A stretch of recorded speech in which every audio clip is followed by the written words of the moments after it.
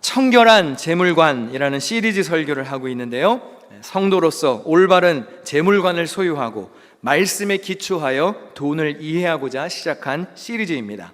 지난주에 이어서 헌금에 대한 말씀을 전하겠습니다. 특별히 오늘은 성경에 있는 한 이야기를 통해 잘못된 헌신을 살펴보면서 하나님의 것과 내 것을 구분하는 기준을 배워보도록 하겠습니다. 헌금은 물질로 표현하는 신앙 고백입니다. 하나님이 모든 것의 공급자 되심을 겸손히 인정하는 행위이죠. 지난주 본문을 다시 한번 보도록 하겠습니다. 다 같이 한번 읽어보실까요? 화면 보시고 시작. 너희를 위하여 보물을 땅에 쌓아두지 말라.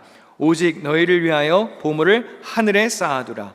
내 보물이 있는 그곳에는 내 마음도 있느니라. 자, 보물이 있는 곳에 무엇이 있습니까? 우리의 마음이 있습니다. 그러면 하나님이 돈이 필요해서 우리가 헌금을 하는 것입니까? 아니죠. 돈에, 보물에 우리의 마음이 있습니다. 그 보물에 우리의 마음이 있기 때문에 우리의 하나님께 우리의 마음을 있게 하려고 예물을 드리는 겁니다. 그러므로 헌금은 우리의 마음이 하늘에 있음을 표현하는 신앙 고백적인 행위입니다. 그런데 신앙생활 하다 보면 하나님의 것을 제대로 구별하지 못하는 그런 유혹이 찾아올 때도 있습니다.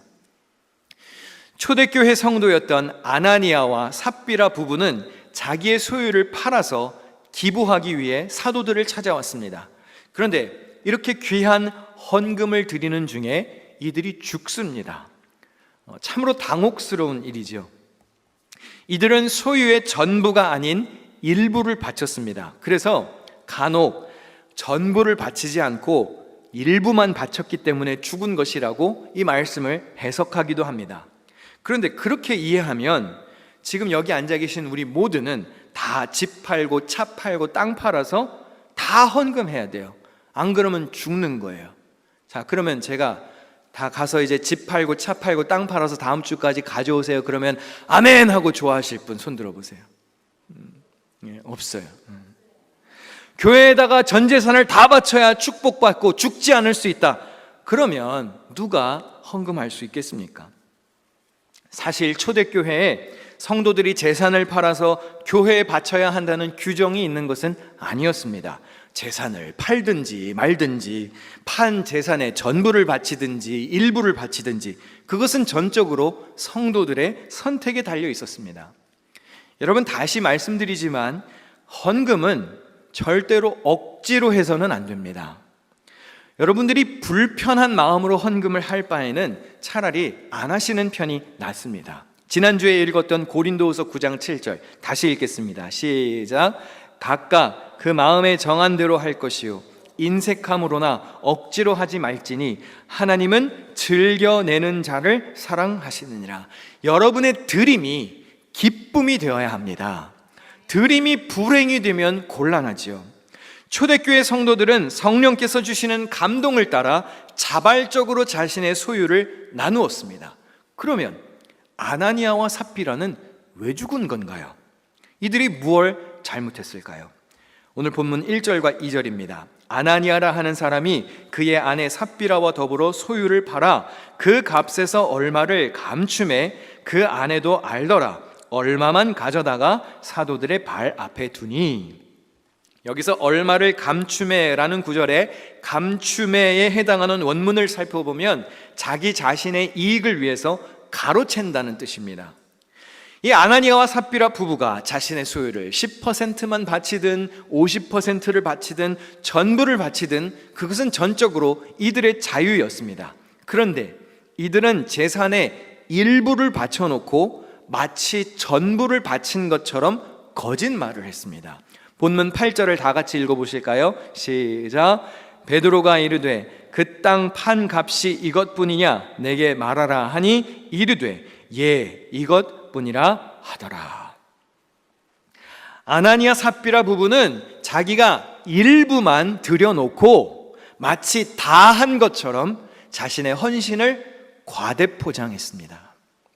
그리고 이것은 사도들뿐만 아니라 하나님을 속인 일이 되고 말았습니다. 본문 3절과 4절입니다. 베드로가 이르되 아나니아야 어찌하여 사탄이 내 마음에 가득하여 내가 성령을 속이고 땅값 얼마를 감추었느냐? 어찌하여 이 일을 내 마음에 두었느냐?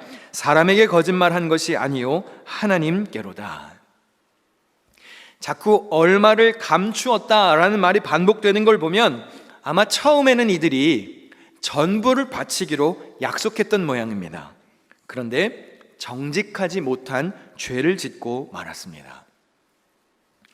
여러분, 우리의 헌신이 하나님 앞에 진솔해야 합니다. 정직한 헌신을 할 수 있어야 합니다. 정직하지 못한 헌신은 성령의 역사를 방해하고 교회의 질서를 무너뜨립니다. 어쩌면 우리 교회 안에는 여러분들이 그동안 우리 교회에서 신앙생활하면서 나름대로 자원하는 마음으로 비품을 헌납하신 분들이 있을지도 모릅니다. 저도 우리 교회에 부임하고 나서 제가 제 사비로 교회에 기증한 물건들이 있습니다. 예를 몇 가지 들어볼게요. 저쪽에 있는 저 기타, 저쪽 끝에 있는 어쿠스틱 기타, 저거 원래 제 기타예요. 제가 제 돈 주고 샀던 제 기타인데, 제가 지난 2년 동안 한국에 나가 있는 동안에 영상 중계를 통해서 보니까 여러 사람들이 돌아가면서 치더라고요. 그래서 제가 영상을 보면서 그런 생각을 했어요. 저건 이제 더 이상 내 악기가 아니다. 그리고 악기라는 게 사람 손을 타거든요. 그렇죠? 청년들도 보면은 악기는 손을 타요. 그래서 딱 와서 기타를 집었는데 벌써 손길이 달라. 그래서 너는 내 품을 떠난 자식이다, 그렇게 생각하고 교회에다 기증을 했어요. 그래서 저는 따로 기타를 하나 새로 사고 저건 교회에다 내놨습니다. 그럼 저 기타는 누구 건가요? 교회. 제 돈 주고 샀는데요? 비싸게 주고 샀는데 제 거 아니에요? 교회 거예요. 여기 앞에 있는 요 강대상, 요거 있잖아요. 요거는 제가 제 돈 주고 교회에다가 기부했어요. 이거 좋은 거예요. 이거 저 호주 힐송 철치에서 쓰는 보면대예요. 제가 이런 거 우리 교회에 있으면 좋겠다 싶어서 교회에다 기증했어요. 자, 그럼 이거는 누구 물건이에요? 교회 거예요. 하나님의 물건입니다. 교회 비품입니다.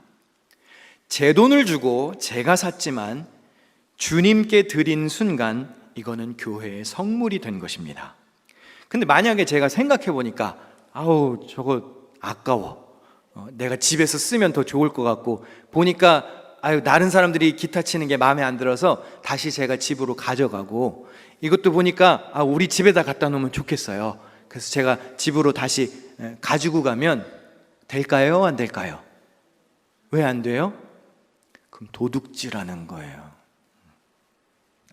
하나님께 봉헌된 예물은 물을 수 없는 겁니다. 우리 교회 내규에 보면 헌금을 한번 드리면 반환할 수 없게 돼 있어요. 그게 교회의 규약입니다. 여러분, 간혹 가다가 그런 분이 있으세요. 그동안 내가 냈던 헌금 다시 돌려주세요. 그런 분들이 간혹 계세요.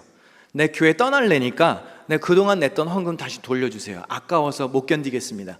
그러면 내줄 수 있을까요? 안 돼요. 그거는 교회법을 위반하는 겁니다. 여러분이 만약에 미국에서 사는 게 너무 힘들어서 다시 한국으로 역이민을 간다고 생각해 봅시다. 그동안 미국에 냈던 세금이 너무 아까워요. 그래서 IRS에 가서 문을 두드렸어요. 나 going back to Korea 하려니까 그동안 냈던 세금 다 돌려주시오. 그러면 옛다 여기 있습니다 하고 기쁘게 내줄까요? 안 내줄까요? 절대 안 내줄걸요? 하나님께 드린 순간, 다시 말하면 내 손을 떠난 순간, 그건 내 거 아닙니다. 오늘 설교의 제목처럼 아나니아와 삽비라가 땅을 팔기 위해서, 기부하기 위해서 땅을 팔았으면 그 땅 내 땅이 아니에요. 그러니까 노터치 해야 되는 거예요.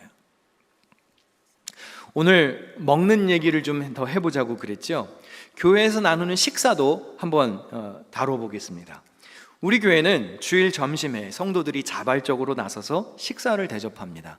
아주 귀한 정성이지요. 주 안에서 음식을 나누어 먹는 것은 아주 거룩한 의식입니다. 구약 시대에도 보면 화목제라는 제사가 있었습니다. 화목제는 제물의 일부를 하나님께 태워서 바치고 남은 것은 제사장과 성도들이 함께 나누어 먹는 제사였습니다. 그래서 여러 종류의 제사 중에 가장 인기가 있었던 제사가 무엇이었을까요? 화목제였습니다. 교회에서 식사당번을 자청했을 때도 이것을 꼭 기억해야 합니다. 여러분이 자원하는 마음으로 음식을 가지고 왔을지라도 우선적으로는 그것이 하나님께 봉헌되는 예물이라는 사실을 기억해야 합니다. 그래서 배식 테이블에, 주방에 그 음식이 올라가는 순간 그것은 여러분 것이 아닙니다. 교회 공동체를 위하여 바쳐진 성물이에요. 따라서 내 임의대로 음식을 빼가면 안 됩니다.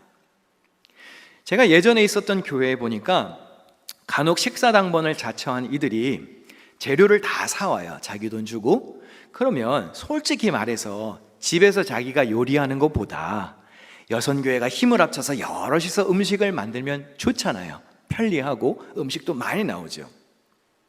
그래서 식사를 내놓기도 전에 자기가 산 거니까 이게 좀 식구들 주려고 빼가는 경우들을 많이 봤어요. 근데 정작 식사 시간이 되면 성도들은 못 먹어요. 모자라가지고. 저희 고모부는 그 교회 장로님이셨습니다. 저희 고모부는 장로님들 일부 예배 때 다 들으셔서 아주 가슴이 좀 찔리셨을 텐데요. 제 고모부는요, 항상 맨 마지막에 식사하셨어요. 예배가 끝나면 예배실을 정리정돈하고 청소하신 다음에 성도들이 밥을 다 잘 먹는지를 살피고 자기는 맨 마지막에 식사했어요. 장로는 그 정도는 돼야 되는 거죠, 그렇죠? 그리고 나서 간혹 가다가 음식이 모자라. 그러면 우리 고모부는 밖에 나가서 사드셨어요. 그래서 제가 그 모습을 보고 교인들을 다 불러 앉혀놓고 교육했습니다. 여러분, 식사를 대접하실 때 배식이 되지도 않았는데 챙기시면 안 됩니다. 여러분 돈으로 그 음식을 사셨어도 그렇게 하시면 안 됩니다. 그건 헌금을 냈다가 다시 빼가는 것과 똑같은 것이고, 아나니아와 삽비라가 땅을 전부 다 바친다고 해놓고 일부를 가져가는 것과 똑같은 것입니다. 우리가 지난주에 살펴보았던 11조에 관한 말씀 중에 주셨던 지침이 있습니다. 신명기 14장 22절, 23절 다 같이 읽겠습니다. 시작. 당신들은 해마다 밭에서 거둔 소출의 11조를 드려야 합니다.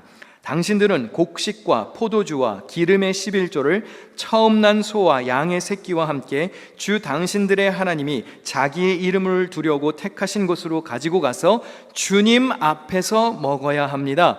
이렇게 함으로써 당신들은 주 당신들의 하나님을 두려워하는 것을 배우게 됩니다.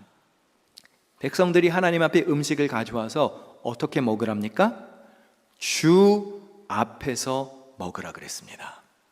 그러면 식사는 어떻게 해야 하나요? 교회에서 주님의 임재 앞에서 교회된 모습으로 식사해야 하는 겁니다.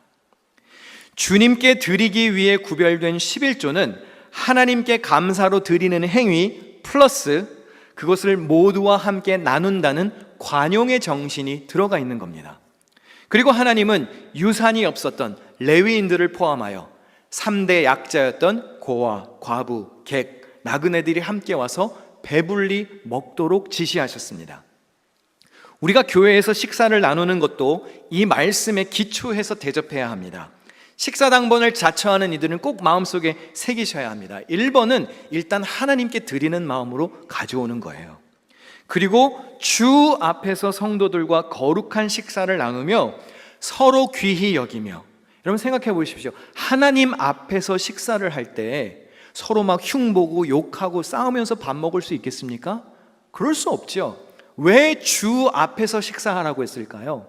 하나님 두려워하는 마음으로, 하나님 사랑하는 마음으로 서로를 존귀히 여기며 함께 교제를 나누라는 의미가 들어가 있는 겁니다. 그러면서 하나님 경외하는 것을 배우라고 그러셨습니다. 식사를 하고 나면 음식이 좀 남을 수 있겠죠. 그러면 남은 음식은 어떻게 처리하면 좋을까요? 교회 전통과 말씀에 근거해서 앞으로는 이렇게 하기를 제가 권합니다. 일단 제가 성찬식을 예로 들어보겠습니다. 교회에서 성찬식을 하면 빵과 포도주가 좀 남습니다. 그럼 그거 원래 어떻게 처리해야 되는 건지 아시나요? 성찬식 끝나고 빵과 포도주가 남으면 원래는 교회 마당에 묻어서 버리는 거예요. 그리고 그러거나 아니면 목회자들이 모여서 먹어야 돼요. 아니면 어떤 교회는 성찬에서 남은 그 빵과 포도주를 가지고 신방을 해서 결석자들에게 이렇게 신방을 해서 성찬을 주기도 합니다. 원래 성찬식은 교인이 아니면 참석할 수 없기 때문에 아무나 나눠주면 안 돼요. 그래서 신방을 해서 교인들을 위로하는 용도로 쓰기도 합니다. 자, 남은 성찬식의 빵과 포도주를 재활용하면 될까요? 안 될까요? 안 돼요. 안 돼요. 버려야 돼요. 자, 그러면 교회에서 먹는 식사는 어떻게 하면 좋을까요? 제사를 드린 후에는 음식을 주 앞에서 함께 나누어 먹는 것이 원래는 원칙입니다. 그리고 지난주에 언급했던 구제 11조를 참고하면 우리가 힌트를 얻을 수 있습니다. 가난하고 어려운 이들을 돕기 위한 돈이죠. 신명기 14장 28절과 29절 다 같이 읽겠습니다. 시작. 매 3년 끝에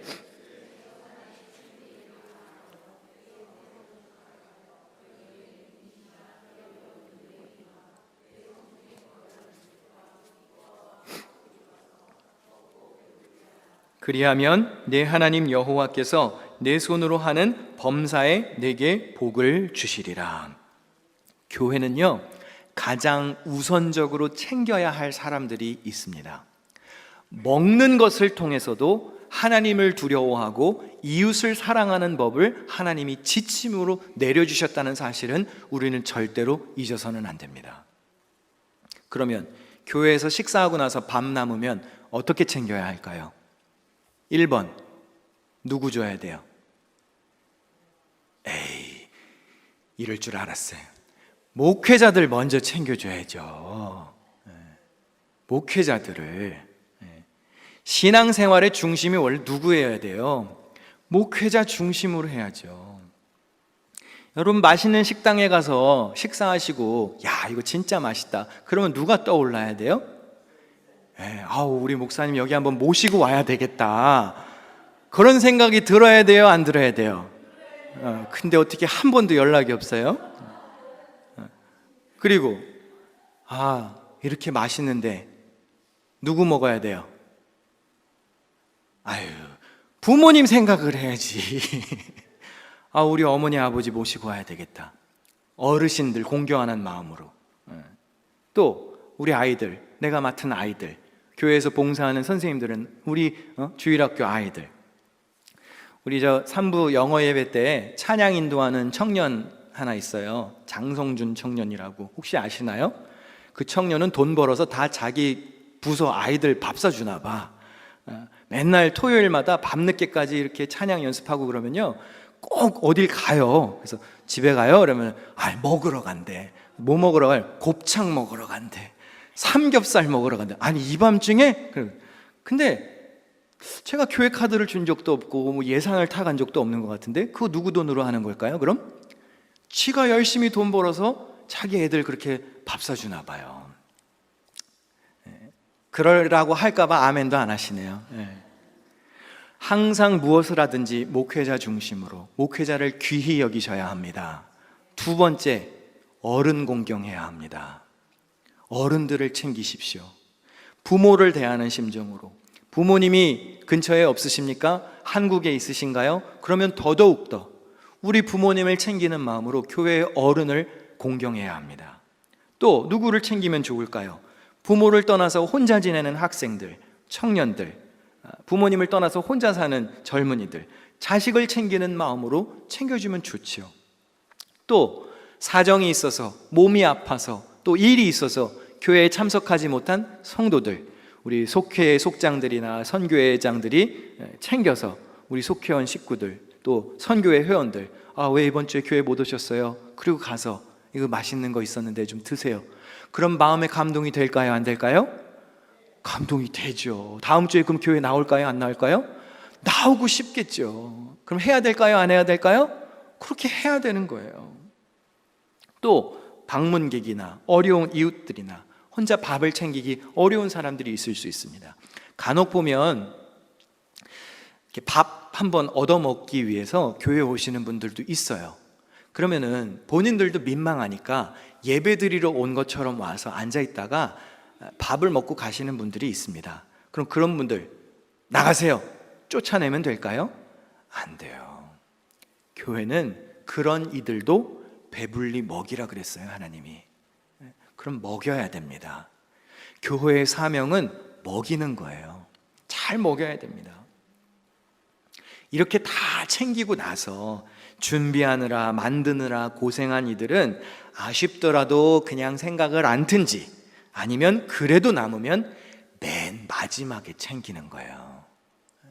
그게 성경적 사고방식입니다. 아니, 내가 내 돈 주고 가져왔는데 왜 내가 못 챙겨요? 교회는 원래 그런 곳이에요. 하나님의 말씀이 원래 그래요. 나보다 너를 먼저 생각하는 게 성경의 방식입니다. 교회에 내놓는 순간, 하나님께 드리는 순간, 그건 더 이상 내 것 아닙니다. 아나니아와 삽비라가 온전하지 않은 생각으로 봉헌을 했더니 심판을 받았습니다. 좋은 일을 했어요. 그런데 화를 입게 되었습니다. 차라리 하지를 말지. 그런데 할 것이면 제대로 해야 된다는 것입니다. 우리가 오늘 말씀을 더 정확하게 이해하려면 초대교회 당시 배경을 알아야 합니다. 이때는 예수님을 구주로 고백하는 것이 쉽지 않은 때였습니다. 엄청난 위험을 부담해야 했고 대단한 결단이 필요했습니다. 온갖 핍박과 박해가 있었기 때문입니다. 외부적으로는 로마의 압박이 있었습니다. 내부적으로는 예수님을 인정하지 않는 종교 지도자들의 눈치를 살펴야 했습니다. 이리저리 치이며 신앙생활했던 초대교회 성도들의 이야기는 사실 눈물 없이는 읽을 수 없는 이야기입니다. 우리가 복음서와 사도행전 이런 것을 읽을 때는요, 그 책이 순교의 피가 바탕이 된 책임을 잊어서는 안 됩니다. 예수님을 믿는 것 때문에 온갖 핍박과 박해와 눈치를 받아야 했던 초대교회 성도들은 나름대로 자기들이 생존할 방식을 찾았습니다. 그것이 사도행전 2장 44절과 45절에 나와 있습니다. 다 같이 읽겠습니다. 시작. 믿는 사람이 다 함께 있어 모든 물건을 서로 통용하고 또 재산과 소유를 팔아 각 사람의 필요를 따라 나누어 주며. 성령이 충만했던 초대교회 공동체는 자기의 것을 자기의 것이라 여기지 않았어요. 기부된 재산을 성도들의 필요에 따라 나누었고 그것으로 삶을 유지했습니다. 이렇게 거룩하고 이렇게 순결하고 성령으로 뜨거운 공동체에 아나니아와 삽비라와 같이 온전치 못한 헌신이 끼어들어서는 안 되는 것이죠. 우리가 8월 달에 아프리카 모잠비크로 단기 선교를 가려고 준비하고 있습니다. 벌써 팀원들끼리 한 10차례 정도 이렇게 만나서 모임을 가졌고, 또 한국에 있는 한국 기둥교회 청년팀하고 조인해서 같이 가는데 그쪽 교회 담당하시는 목사님, 또 현지에 계시는 선교사님, 또 저 이렇게 줌으로 만나서 또 몇 차례 논의를 했습니다. 지도를 좀 한 장 보실까요? 아프리카 지도인데요, 저렇게 진하게 표시되어 있는 저기가 모잠비크입니다. 모잠비크는 아프리카 중에서도 못 사는 나라예요. 최빈국입니다. 이 모잠비크 지도를 조금 확대해 보면 다음 화면에 이렇게 나오는데요, 저 빨간색 동그라미 쳐져 있는 지역이 남풀라라고 하는 지역입니다. 여기에 우리 교회 이름으로 교회를 건축하고 있습니다. 나미에삐 뉴욕 기둥교회라는 이름으로 건축을 했어요. 시작하고 있어요. 그래서 제가 선교사님한테 물어봤습니다. 어떻게 건축이 좀 진행되고 있는 건가요? 그랬더니 어제 영상을 하나 보내오셨는데 혹시 화면이 좀 준비되어 있으면 좀 틀어주시면 좋겠습니다. 기초공사한 영상을 보내주셨는데요. 화면이 있나요?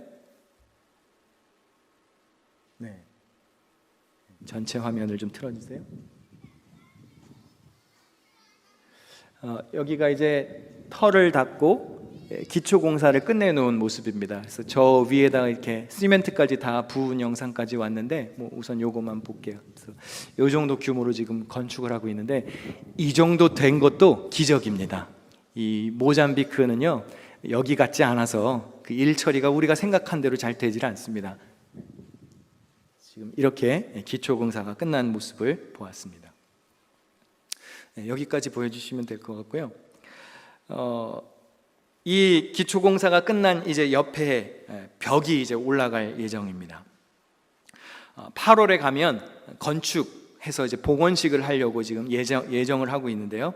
그때까지 공사가 잘 끝나야 되는데 이들이 일하는 거는 우리가 가늠을 할 수가 없어요. 나타나야 일을 하는 거라서 개념이 우리랑 좀 달라요. 그 학교도 수업 시간이 만약에 9시면 9시 정각에 학교에 가보면 선생님들이 절반 이상이 안 와 있대요. 그러니까 뭐 그런 나라예요. 그러니까 뭐 일이라고 하는 게 제대로 되겠습니까? 근데 바라기는 그때까지 좀 건축이 잘 끝나서 은혜롭게 봉헌식을 했으면 좋겠어요. 부지를 매입하고 건축을 하는 데까지 미국 돈으로 약 3만 불 정도가 들어간다 그래서 우리가 연초부터 지금 모금을 했습니다. 현재까지 한 절반 조금 더 이렇게 건축 헌금이 거쳤습니다. 오늘부터는 우리 카페에서도 모잠비크 단기 선교팀 선교 후원금에 쓰겠다고 음료를 판매한다고 들었습니다. 이제 친교실로 나가시면 저기서 이제 맛있는 음료를 판매를 할 건데 어제 보니까 뭐 맛도 테스트하고 그러시는 것 같은데 맛있는 거죠? 네, 사 먹어도 되는 거죠? 자신감이 별로 없는 것 같은데 사 먹어도 되는 거죠? 네, 여러분 많이 사 드십시오. 할렐루야. 네, 여러분들은 맛있게 음료를 드시고 그 돈으로 선교지에는 교회를 건축할 거예요. 네, 많이 사 드시기 바랍니다. 네, 마을에 교회가 세워지면 주민들이 다 감사해요. 기뻐하고 잔치를 합니다. 그 지역에 있는 지도자들까지 다 와서 봉헌식에 참석합니다. 그리고 성도들이 봉헌식에 참석해서 교회를 위해서 많은 헌금을 준비해서 드립니다. 수확물을 가지고 오기도 하고 자기가 농사지은 수확물을 가져오기도 하고 동전 몇 푼을 가져오기도 하고 자기 집에서 사용하던 주방식기들을 가져오기도 하고 그 지역에서 생산되는 옷감을 가져오기도 하고 자기들이 나무를 조각해서 만든 기념품을 또 가져오기도 하고 교회에 필요한 여러 가지 비품들을 정성껏 준비해서 헌금을 합니다. 예배를 보통 한 3시간씩 드려요. 3시간씩 막 춤추고 찬양하고 찬양을 뭐 얼마나 많이 하는지 몰라요. 여러분 우리 예배 시작하면서 찬양 한 3-4곡 하면서 그때 서 계시는 것도 솔직히 힘드시죠? 모잠비크 가면 3시간 동안 서 있어야 돼요. 막 춤을 추고 방방 뛰고 특송 끝났다 싶으면 또 한 팀이 나오고 또 하나 끝났다 그러면 또 한 팀 나와서 특송하고. 근데 그들의 모습을 보면요 얼굴에 진정한 행복과 감사가 있습니다. 자발적으로 예물을 드리는 그들의 모습 속에서요 참된 기쁨과 감사를 느꼈던 기억이 아직도 생생합니다. 반주하시는 분들 준비해 주시면 좋겠는데요, 제가 선교지에서 그렇게 성도들이 기쁜 마음으로 자발적으로 헌금을 하는 모습을 보면서 아무도 그런 생각하지 않았어요. 야, 이거 뭐 교회가 부당한 이득을 취하는 거 아니야? 교회가 뭐 재산 늘리려고 성도들 헌금 강요하는 거 아니야? 그런 분위기가 아니에요. 너무나 순결하고 너무나 아름답고 순수한 그런 모습이었습니다. 그런데 여러분, 만약에 저렇게 선교지에 어렵게 교회가 건축되고 온 마을 사람들이 와서 자발적인 헌금을 드리는 와중에 오늘 본문에 나왔던 아나니아와 삽비라처럼 속이 시커먼 자가 와가지고 거짓말을 하고 하나님께 바치려고 했던 것 일부를 떼어가고 그런다면 그게 은혜가 될까요? 이 아프리카에 사는 사람들 가난합니다. 헌금하려면 많은 희생을 감수해야 합니다.